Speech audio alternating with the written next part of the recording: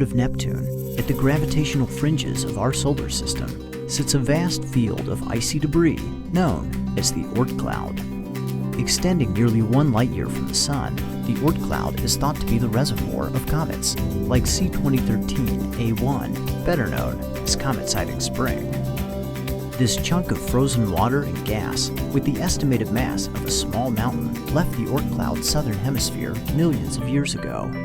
It was discovered by astronomers at Australia's Siding Spring Observatory in 2013 and is now approaching the plane of the solar system, set to make a remarkably close encounter with Mars.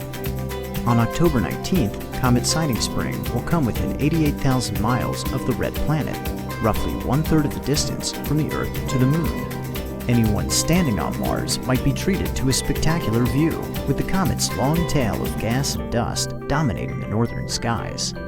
At Gale Crater, NASA's Curiosity rover will turn its gaze skyward for several days surrounding the flyby. Curiosity's mast cam will study the comet's general features, while the ChemCam instrument will look at its chemical makeup. Although Curiosity and its fellow rover Opportunity will be protected from comet dust by the Martian atmosphere, the same cannot be said for spacecraft orbiting above Mars. Scientists believe that the odds of hitting dust are low, but with particles moving at 33 miles per second, NASA isn't taking chances and will position its orbiters behind Mars during the period of greatest danger.